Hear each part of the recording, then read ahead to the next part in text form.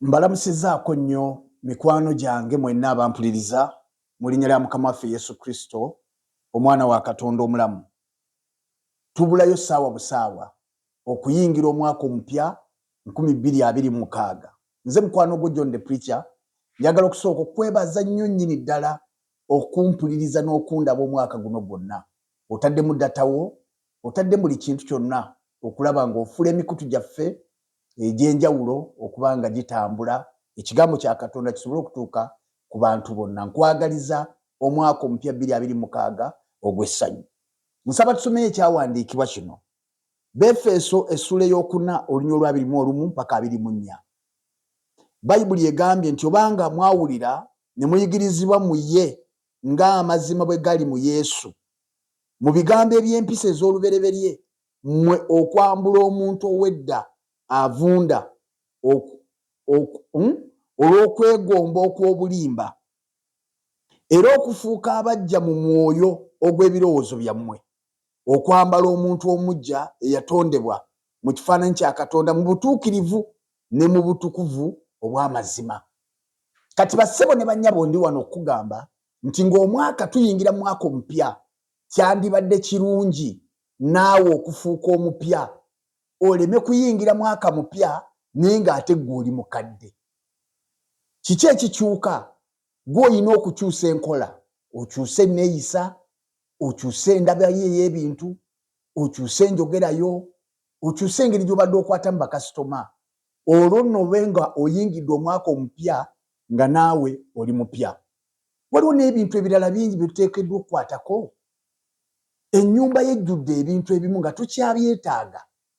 Kati nga tuyingira omwaka omupya, kyandibadde kirungi n'otunuulira ebyo ebintu ebiri mu nsonda.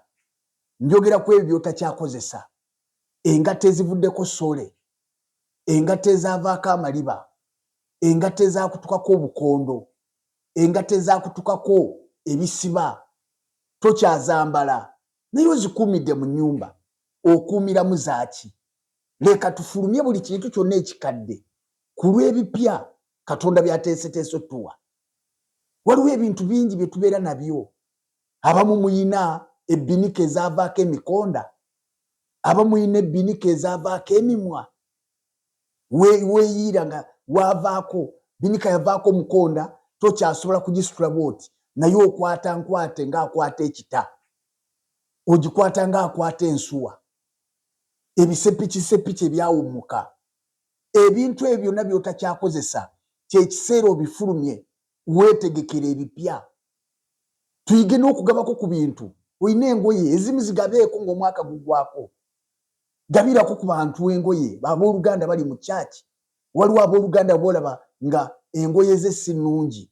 Muweeko ku ngoye zo nga weetegekera ebipya. Mukama waffe yeebazibwe nnyo. Nga n'obulamu bwaffe bwennyini bwe tufuuka abapya, kubanga omwaka bwe gubeera omupya nga ffe tuli bakadde, Bayibuli egamba nti tebaddira kiwero kipya kukitunga ku lugoye lukadde, era tebaddira mwenge musu kuguyiwa mu nsawo z'amaliba makadde. Kati nga twagala Katonda akola ebipya mu bulamu bwaffe, leka naffe tusalewo tumalirire okufuuka abapya mu Kristo Yesu, okutandikira mu nnyumba zaffe. Ezo engoye z'abaana ze batakyayambala. Omwana alina emyaka 4 kaakati naye okyateresa engoye ze ez'obuwere. Lwaki tozigaba? Lwaki tofulumya ku bintu ebyo ebikadde? Ebisigirisigiri ebyo ebiri mu nsonda awo, okifumbirako, oteekako buteesi mayinja n'ebintu eby'enjawulo.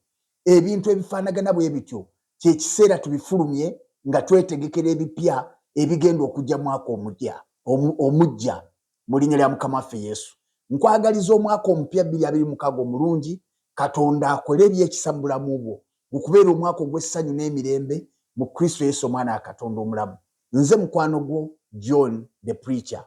Emirembe gibeere